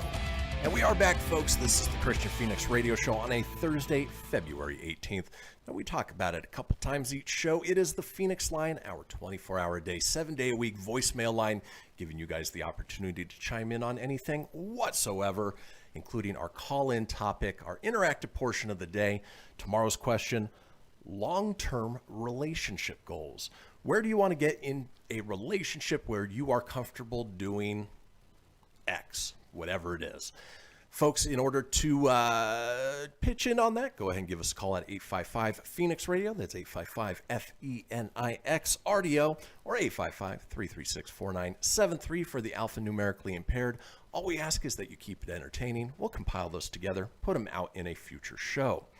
Now, in this segment that I've titled Public Transit Transgressions, looking at a list of some of the weirdest things that have ever happened in front of somebody on public transit. Now, Tony, do you spend much time either riding a bus or a subway or a train car? I know in the Denver area, they have the light rail that runs pretty much the length of the Denver area.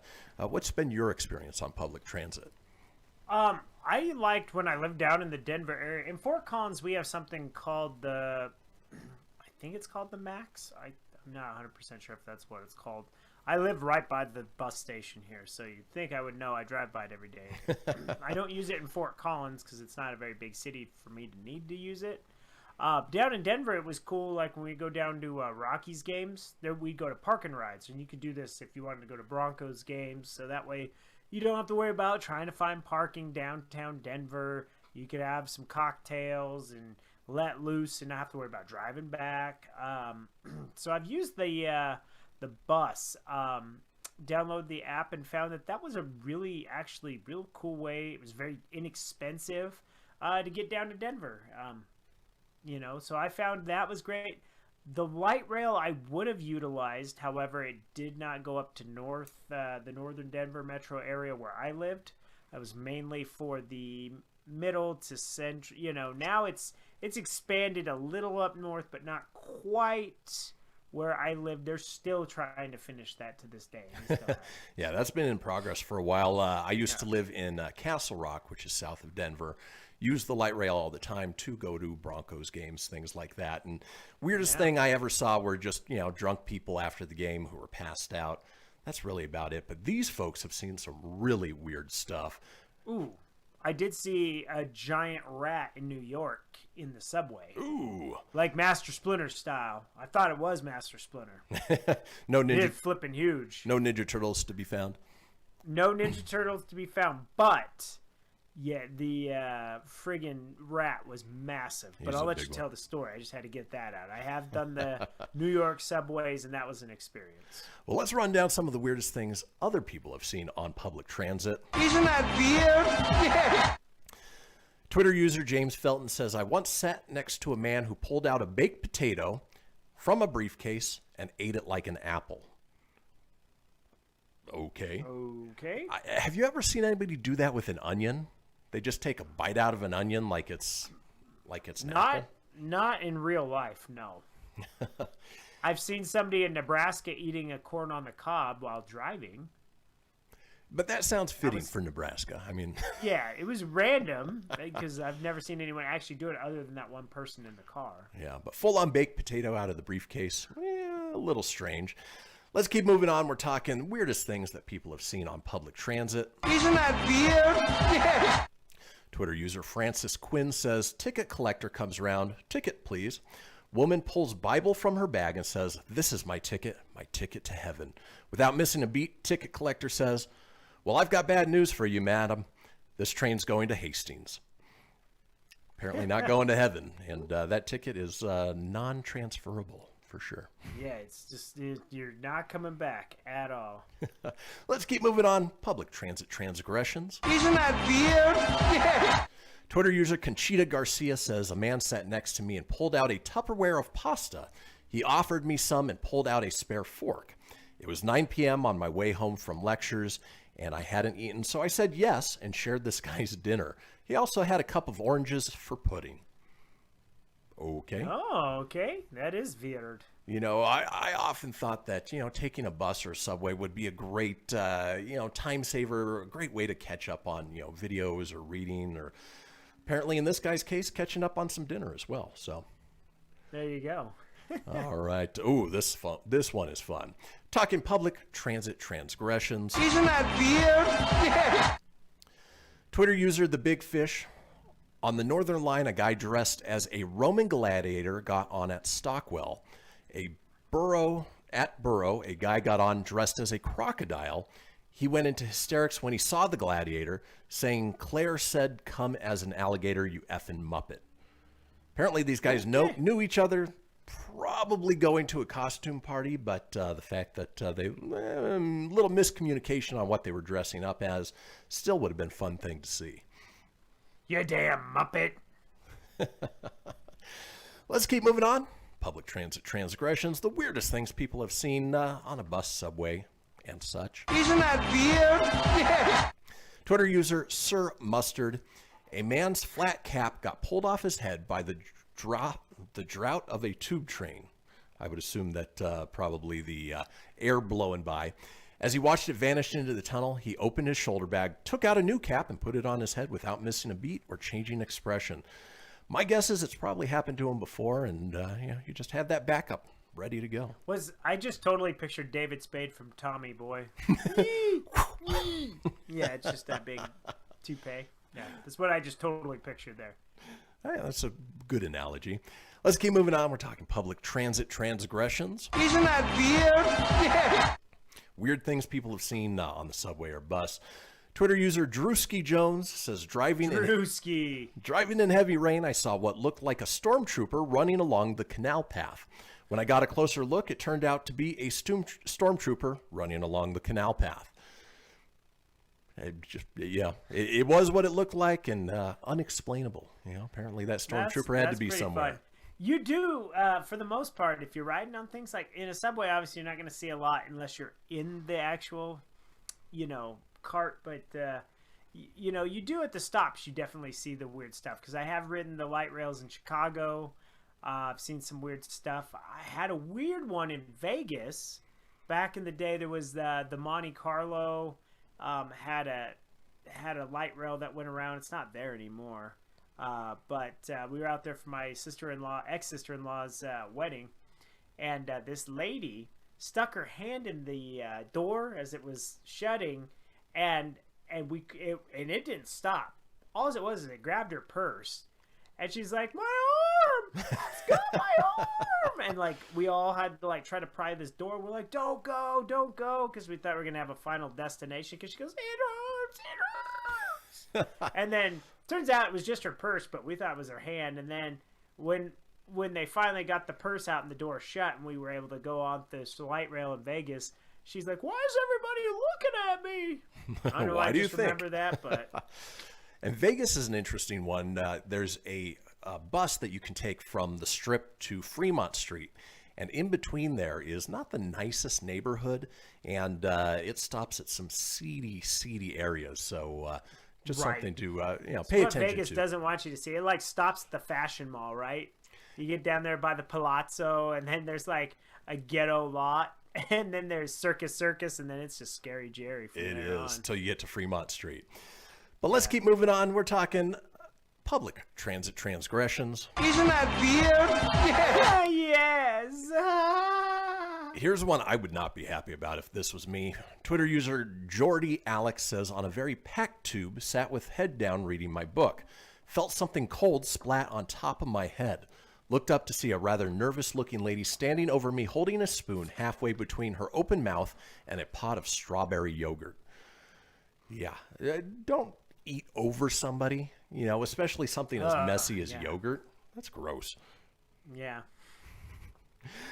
It's just a weird thing to be eating in a train cart or whatever, right? Hey, when you got to eat, but just don't do it over someone. Yeah. All right, let's keep moving on. Public transit transgressions. Isn't that weird? Twitter user CD Morby says, very well-to-do looking, well-dressed old man on the tube in Victoria, bowler hat, three-piece suit, jacket, waistcoat, umbrella, briefcase, smart socks, sock suspenders, polka dot boxers, no trousers. So dressed up, except for he's just wearing some boxers with polka dots. And who still wears sock suspenders these days, right? Apparently Dusty Rhodes there. Forget that. Let's keep moving on. Public transit transgressions. Isn't that weird? Twitter user Mark Allerton. Apparently this is an animal that just needed to get from point A to point B. A pigeon jumped on the tube at Aldgate East and stood calmly near the door until it got off at Moorgate. Yeah, just needed to get from one stop to the other. Didn't feel like flying and just took the transit. I wonder if he paid for a ticket, though. No. It's a trap. He snuck on. Oh, and then finally, I think this one takes the cake.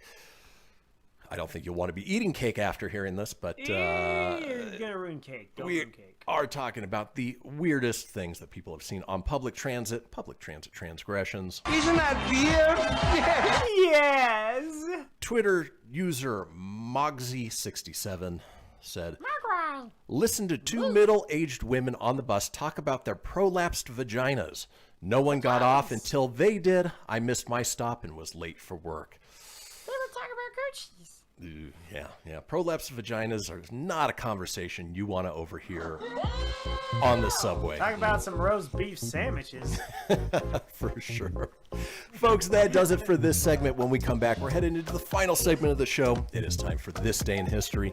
Don't go anywhere. We'll be right back.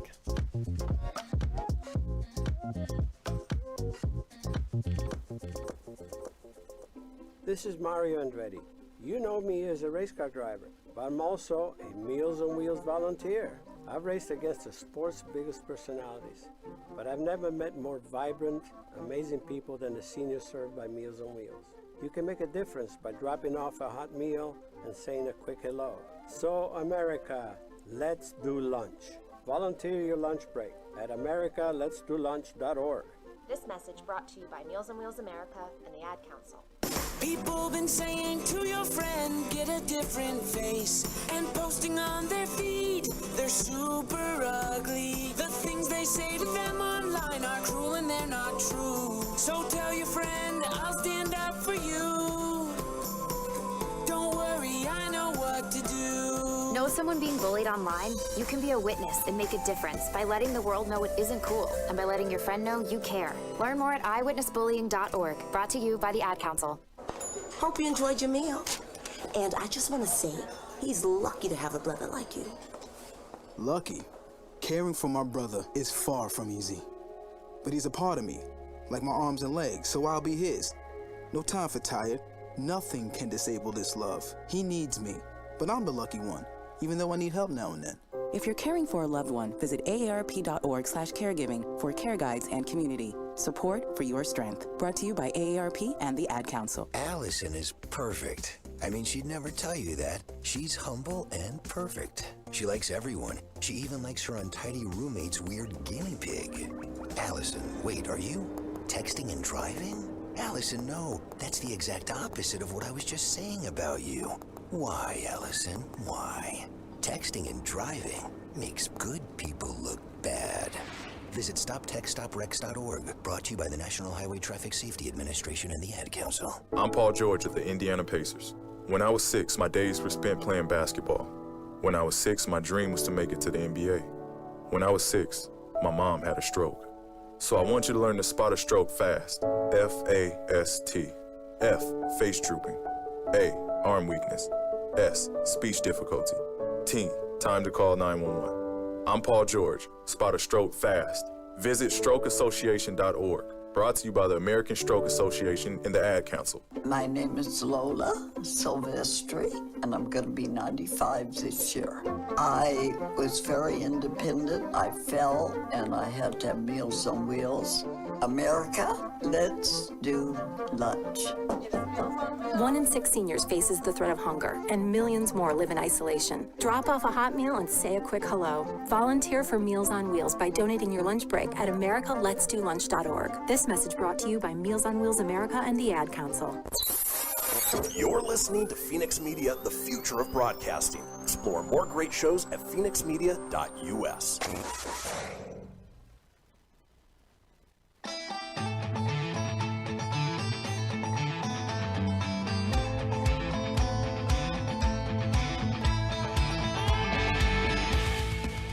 Get everything you need for the Kristian Fenix Radio Show over at phoenixmedia.us or on Facebook at facebook.com/Fenix Media Radio. Now back to the show. Well, folks, we've made it to the final segment of this episode of the Kristian Fenix Radio Show on a Thursday, February 18th. But if you missed a portion of the show or want to go back and catch up on any of the previous shows, it's easy enough to do so. Head over to phoenixmedia.us, click on the show's link, scroll on down to the Kristian Fenix Radio Show. From there, you can get video, you can get audio as well, or head over to wherever you get podcasts. Apple, Google, Stitcher, Spotify, Anchor Breaker, TuneIn, iHeart, Doozer, Dozer, Geezer, Gozer. Are you a god? Boy, we've been doomed all this week. All week. You want A lot of no's. just doomed. While you're there, be sure to subscribe. That way you always have the latest episode. Leave a review. Let us know what you think. And tell your friends, because why, Tony? Sharing is caring. Sharing is caring. And Sponsored by Taco Bell. Exactly. Well, folks, as we do at the end of each show, we like to drop a little knowledge on you, hopefully make you laugh at the same time. It is time for This Day in History. Traversing the globe for the stories that turn the world on its head. It's This Day in History with your correspondent on the beat, Kristian Fenix. Thanks, Siri. All right, kicking off This Day in History, this day in 1478. George, the Duke of Clarence, convicted of treason against his older brother Edward IV of England, is privately executed in the Tower of London. I would have assumed by a beheading, but apparently he was drowned in a butt of Malmsey wine. And yes, it says a butt of Malmsey wine. Fatality. I'm gonna kill my brother Edward. Yeah, I'm gonna turn on him and I'm gonna drown him in a butt of Malmsey wine. They should have just ended at butt. That would have gotten our imagination going on how exactly he drowned. But in any case, in the butt wine. Let's keep moving on. This day in 1519, Spanish conquistador Hernan Cortez leaves Cuba for the Yucatan Peninsula in Mexico with 11 ships and 500 men. My guess is he was looking for the lost city of gold. Yes, I'm looking. I'm Spanish conquistador. I look like conquistador. You know I look like the dog. You know, when my face is melting. Not Yorkies, but oh, Basset Hound. It's just face, man. It's just like melted. It's like. Maybe he found the Ark of the Covenant and he must looked into have, dude. That thing is like this long. Oof, I'm mean. I'm just judging by the. Let's move on. This day in 1814, the Battle of Montreux. Victory of French under Napoleon Bonaparte against the Austrians and the Württembergers under King of Württemberg. Of course, he celebrated by going to the Farrells and getting a Piggly Wiggly trough. Excellent! Here's one moving on. This day in 1856. We know about Republicans. We know about Democrats. But apparently the American Party, also known as the Know-Nothings, don't know if I'd want to be associated with them, convenes in Philadelphia, Pennsylvania to nominate its first presidential candidate, former President Millard Fillmore. Oh, my favorite president, Millard Fillmore. My favorite too. You know who he looks like? Looks like Alec Baldwin. Oh, he totally does. Like Alec Baldwin could totally play Millard Fillmore. Holy crap. Heavy set Alec Baldwin, not Beetlejuice Alec Baldwin. Yeah, not Beetlejuice Alec Baldwin. Current day Alec Baldwin. Let's move on. This day in 1861. I'm only mentioning this because of this guy's badass facial hair. I'm going to do this over our break, but King Victor Emmanuel II of Sardinia becomes the first king of Italy. He's got the upturned mustache and then just the soul patch that goes down about 6 inches. Badass. Yeah, he's got the big Jim the Anvil Neidhart. Yeah. Yeah, I'm Victor Emmanuel II. Again, I talk like Adam Sandler, like all my other characters. Oh. Let's keep moving on. This day in 1879, sculptor Frederick August Bartholdi is awarded a patent for his design for the Statue of Liberty. And as we learned from National Treasure, it's not the only Statue of Liberty. There's one that exists in France as well. Francais, yes. Never actually got to go up to it. When I was out in New York, the only time I've been to New York, the island was closed, but we did get to see it from one of the trolley boats. Okay, all right. We took to go to the other island. Well, if you inspect it well enough, it may tell you where a secret map lies for untold treasures. I was kind of hoping the Ghostbusters left the NES Advantage stick at the very top. You know, like when it walked through the ocean or the harbor to get to the city. Exactly. Let's move on. This day in 1885, a guy with a local connection to us, Mark Twain, publishes The Adventures of Huckleberry Finn in the U.S. Yes, he went into Virginia City as Samuel Clemens, came out as Mark Twain.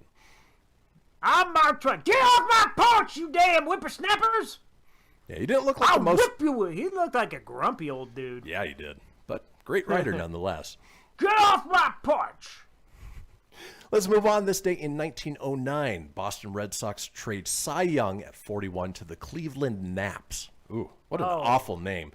And now, please, I hope Cleveland does not bring that name back. What a terrible name. Yeah, obviously, if you've been following baseball, Cleveland Indians are no longer the Cleveland Indians. They followed suit with the Washington football team, but don't bring back the Cleveland Naps. Terrible name. Well, and crazy. At age 41, he was traded. Most athletes, they retire by that time. So good on Cy Young for being able to play that long. Unfortunately, don't know who the Naps are. No, a long forgotten team name for sure. Yeah. Let's move on. This day in 1968, David Gilmour joins the rock group Pink Floyd. And obviously, Pink Floyd, one of the iconic classic rock bands, but really didn't make it really big until The Wall came out in 1980, which you think is more of a 1970s era, but no, 1980s. You can stick it with Duran Duran and Dire Straits and Madonna, and it doesn't quite hold up the same. No, it doesn't. To me, it reminds me of early 80s, late 70s. The Wall is a fantastic album, though. Oh, absolutely. And great movie, too. It's well worth watching, especially if you're not of the right mind. It's a little on the trippy side. So, yeah. Let's move on. This day in 1972, John Lennon and birthday girl Yoko Ono and a week of co-hosting the Mike Douglas Show. Ooh.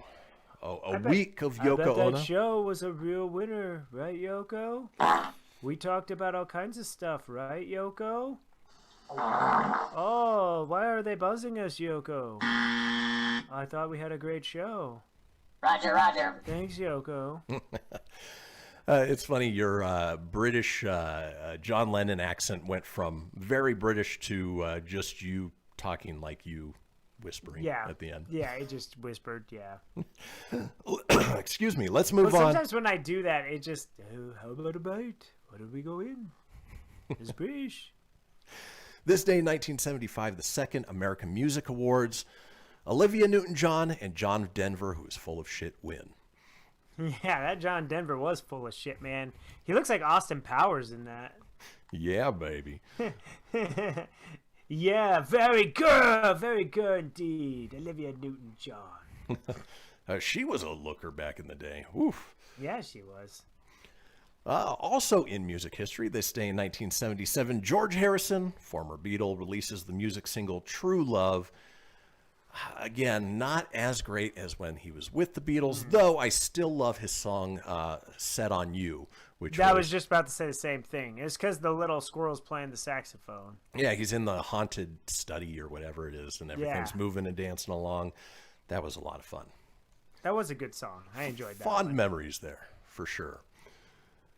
All right, let's see. This day in 1986, anti-smoking ad airs for the first time on TV, featuring Yul Brynner. He died of smoking-inducing lung cancer on October 10th of 1985. He was an intense-looking dude for sure. Yeah, he was. You make like a tree and get out of here. Oh, man. Super intense. You know what they should have put? They should put the guy from the Smoking in the Boys Room video.